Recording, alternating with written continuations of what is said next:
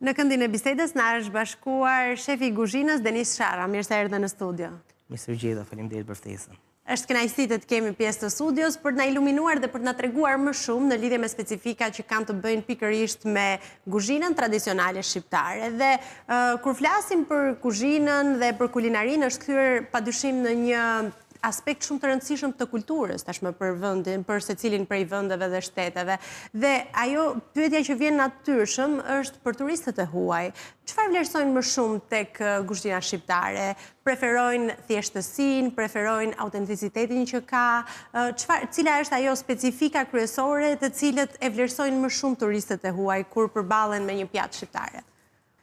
Unë mendoj që turistët e huaj i vlerësojnë të treja këto specifika që u përmendët. Ne kemi produkte goxha të mira shqiptare që mund të realizojnë pjata të veçanta dhe sidomos edhe goxha të shijshme. Pra, shija është ajo që i pëlqen më shumë? Po, patjetër, shija është themeli i pjatës. Okej. Gjithmonë mundojmë t'i japim shijen. Por kryesorja është që ne gjithmonë gatojmë produkte shqiptare. Pra po thua që edhe promovimi i produkteve tona që janë bio dhe prodhimi i vendit janë gjithashtu të rëndësishme dhe një element përbërës i secilës prej pjatave që serviret. Patjetër që po. Kemi produkte goxha të mira që mund bëjmë pjata speciale. Por mund të bëjmë pjata speciale, por janë menu që përgjithsisht janë specifike shqiptare apo mund të jenë pak edhe të gërshetuara me ndonjë kuzhinë tjetër? Si procedoni ju zakonisht në restorantin tuaj? Unë në restorantin tim bëj një menu krejtësisht inovative. Okej. Baza është kuzhina shqiptare, produktet janë shqiptare, por prezantimi është në një mënyrë pak më ndryshe. Përdorim produkte shumë thjeshta, perimet kryesisht. Do të marrim parasysh që në një pjesë të mirë të pjatave shija varet totalisht nga kombinimi specifik që ti i bën ingredienteve që ke, sepse mund të ketë shumë pjata të ndryshme në shije, por ingredientet janë shumë të ngjashëm, pra mund të jenë të njëjtit përbërës në bazën e tyre kryesore, por janë ato detajet e vogla që bëjnë diferencën, apo jo? Normal. Ka një pjatë specifike që e kërkojnë më së shumti të ripërsëritur në restorantin tënd? Po, patjetër. Pjatën tavën e kosit, normalisht... Tava e kosit? Tava e kosit është një pjatë unike që e kërkojnë gjithë turistët kur vjen dhe impresionohen. Sepse nga kultura që ato vinë, kosin kryesisht e kanë konsumuar të ftohtë, kurse ne kemi bërë një ndërthurje mes mishit të qingjit dhe kosit të ngrohtë, që kosi nuk është prerë dhe vjen I një trajshëm. I një trajshëm dhe jep atë shijen specifike. Është një pjatë goxha shqiptare dhe goxha e shijshme. Është një pjatë ndoshta një ndër më identifikuese të kulinarisë tonë, sepse ka atë shijen autentike që ti e cilësove pak më parë dhe këtë përbërje ndoshta për turistët e huaj disi të çuditshme dhe i pëlqejnë risit, kam përshtypjen. Ka një tjetër pjatë që është pa aq e kërkuar sa tava e kosit ose që i kuriozon po ka shumë turistët e huaj? Kryesisht turistët mundohen që tajnë shëndetshëm. Më shumë konsumojnë pjesën e perimeve. Edhe ne për perime nuk vuajmë. Ne, absolutisht. Normalisht. Janë pjata shumë thjeshta, për shembull një spec me gjizë, mjafton që ta kalojmë pak në zgarë qymyri me pak gjizë katundi poshtë, del një pjatë goxha e shijshme dhe turistët e preferojnë shumë. Pastaj vazhdojmë me pjesën e perimeve tjera, patullxhani, kungulli të mosur, që dalin si pjata personale. Ndryshe nga ne shqiptarë që jemi mësuar ti përdorin për pjata mesore, sallata ose antipasta, turistët me një pjatë janë të mjaftuar. Po, është e shëndetshme, e thjeshtë. Po, e di çfarë është e çuditshme, Denis, që një pjesë e mirë e ushqimeve që ne konsumojmë në përditshmërinë tonë, që janë pjatat të thjeshta që ti përmende që mund t'i bëj çdo zonjë shqiptare në kuzhinën e tyre të përditshme dhe në menun e tyre të përditshme që ja servirin familjarëve të tyre, që mund t'jenë byreku, petullat, specat me gjizë dhe janë këto produktet dhe recetat tona shqiptare në jetën tonë të përditshme që ne i konsumojmë, ndoshta nga konsumi her pas hershëm nuk na impresionojnë më. Çfarë i bën turistët të impresionohen nga kjo? Pra, si i fitojnë turistët këto tipologji menush dhe recetash? Kaq të thjeshta? Faktikisht janë receta shumë thjeshta, por ne kemi një larmishmëri byrekëve për shembull. Po ne mund të vazhdojmë që nga veriu që jemi me flin, Okej. Shqipëria mes me byreku, me mish edhe me peta dhe mbaron te klakrorët në Korçë që janë me mbushje të ndryshme. Dhe turistët kur provojnë 3 lloj variatetesh të ndryshme, që ka akoma dhe më shumë, po vetëm 3 po të përmendun, impresionohen, se thonë me një gjë kaq thjesht, për shembull një lakror mund ta mbushësh me disa barishte tegra dhe të jep një shije që Totalisht ndryshe nga që ke provuar, sepse e tham dhe pak më parë që ndoshta një detaj i vogël, një ingredient më tepër, një ingredient pak më i veçantë, i jep atë tipologjinë tjetër të shijes që është specifike dhe ndryshon totalisht nga një byrek që ne mund të kemi konsumuar në përditshmërinë tonë. Por, cila preferohet më shumë nga turistët?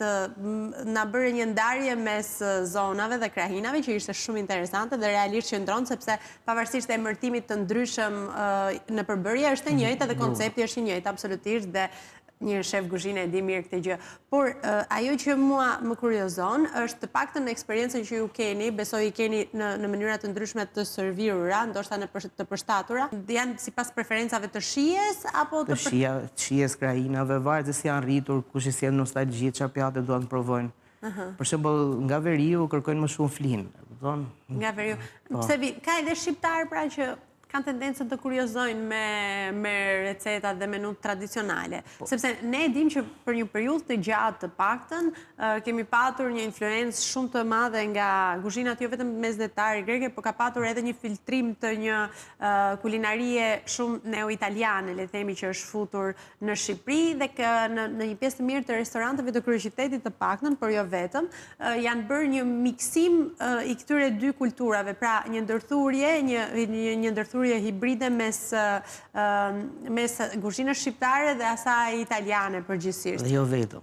Dhe jo vetëm. E kanë miksuar edhe më gjatë. Por janë rikthyer tani, ka një tendencë edhe të vetë shqiptarëve që janë rikthyer drejt gatimeve tradicionale dhe ka një raport preferencial më të lartë për sa i përket kësaj tipologjie kuzhine? Unë mendoj që po. Për vetë faktin që ne do kthehemi në origjinë. Absolutisht. Sa do që ne jemi në Shqipëri nuk mund gatojmë spaghetti për italianin ose pene, pasta. Ne do të gatuajmë produktet tona, dalim me pjatat tona, që dhe përfaqësojmë, se dhe turizmi pa gastronomi nuk mund funksionojë. Nëse ne nuk e promovojmë kuzhinën shqiptare, nuk kemi si identifikohemi. Ka një vizion të qartë ose një ide të qartë turistët kur ti përballë me një prodhim vendas, që është i freskët, por edhe me ndonjë produkt industrial të një cilësie të lartë, arrin ta bëjnë me njëherë diferencën? Po normal, nga vendet që ato vinë, janë të orientuar më shumë për produktet industriale, kurse këtu që ne kemi akoma produktet që marrim naturale. Po, që janë produktet bio dhe që janë prodhimi vendas. Kjo është ndoshta një ndër elementet që impresionon më së tepërmi turistët? Besoj se po. Kjo është një element, një pikë e fortë e kuzhinës tonë. Ka ndonjë produkt specifik, për shembull ne kemi prodhime të shumta bio që duke filluar që nga mjalti, vaj ullirit, prodhimin e perimeve që ti e përmendë vetë pak më parë, kemi gjithashtu edhe verat, kemi disa kantina që kanë bërë mirë dhe kanë arritur të bëjnë një promocion brenda dhe jashtë vendit edhe janë të konsumuara. Ka ndonjë produkt që është ai më specifiku që i bën përshtypje apo është pjata në tërësi? Të gjithë produktet që përmendë pak më sipër vlerësohen nga turistët. Kryesisht kur këto ndërthuren me njëra tjetrën në pjatat tona dhe japin atë shijen e freskët pjatave që ne servirim. Që arrin të evidentohet. Po, turistët patjetër që i vlerësojnë. Në restorantin tuaj ju shërbeni vera shqiptare apo jo? Sepse jeni një promovim i kuzhinës shqiptare dhe i kulturës kulinare dhe i prodhimit të produktit shqiptar.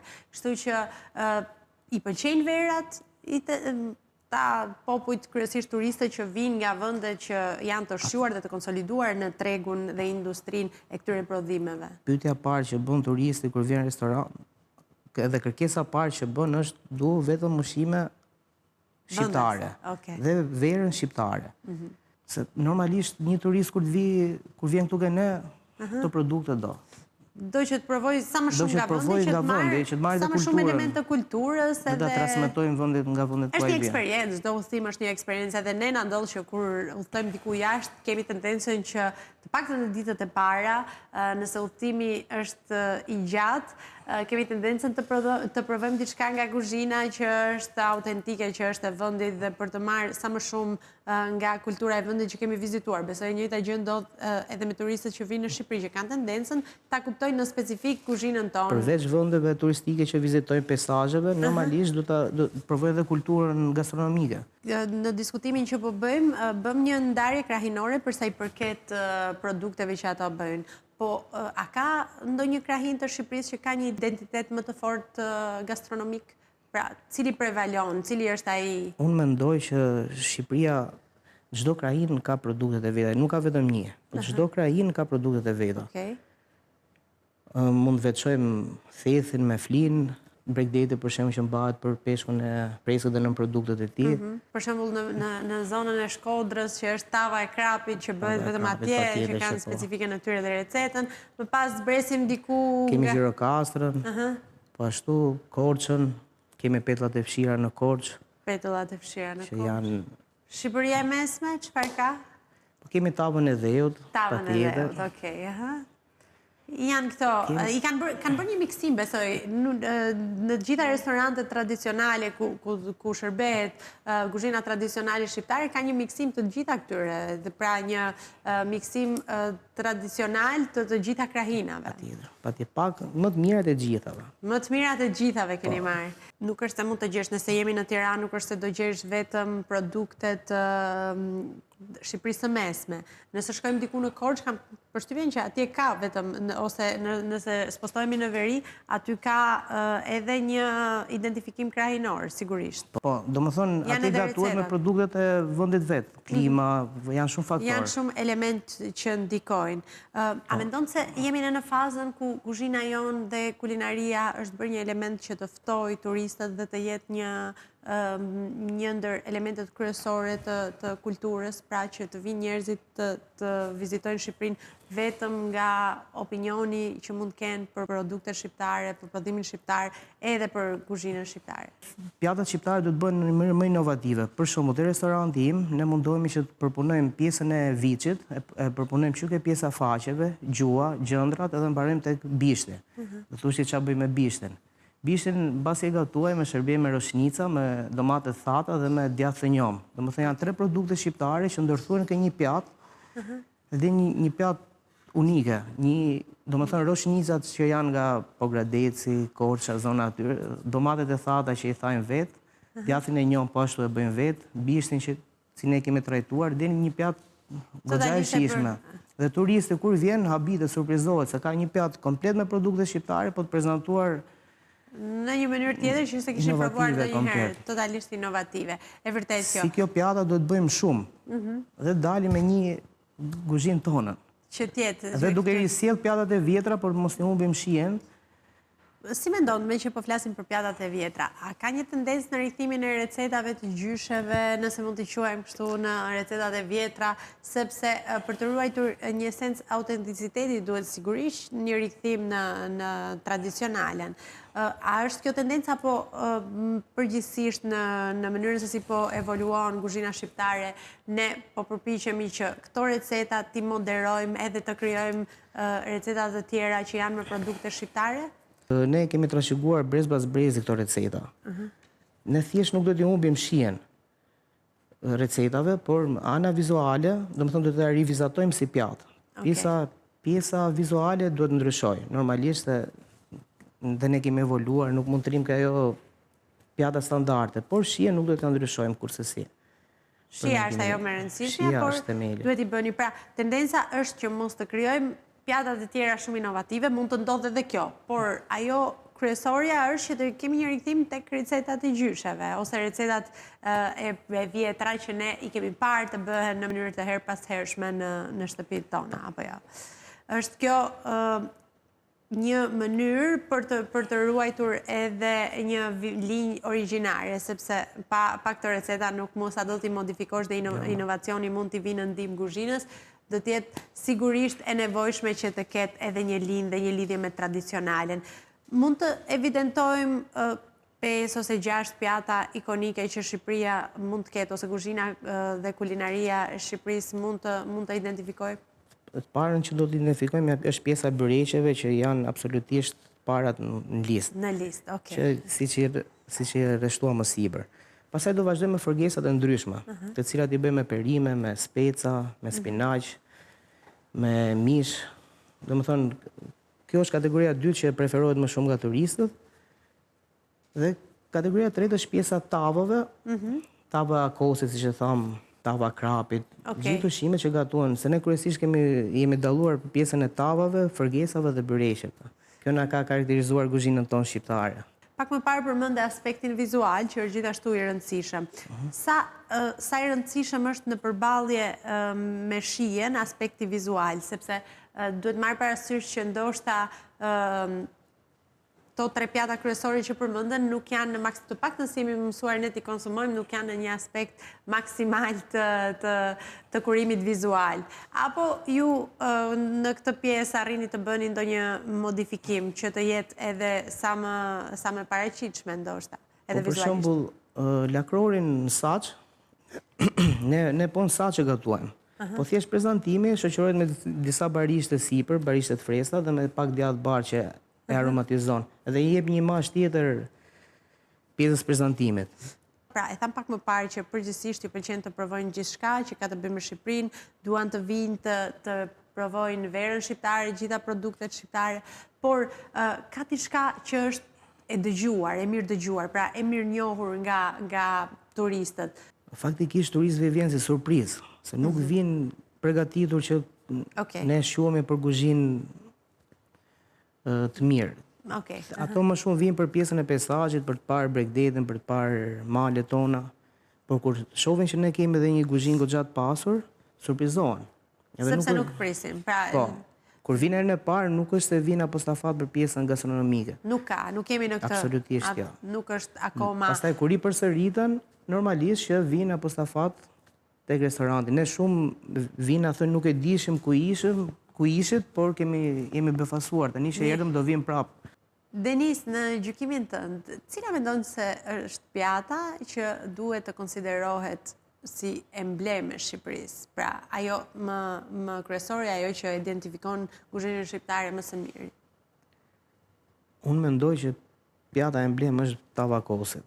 Edhe për vetë faktin që ka fituar goxha çmime ndërkombëtare, është goxha pjatë e vlerësuar dhe përfaqëson Shqipërinë denjësisht.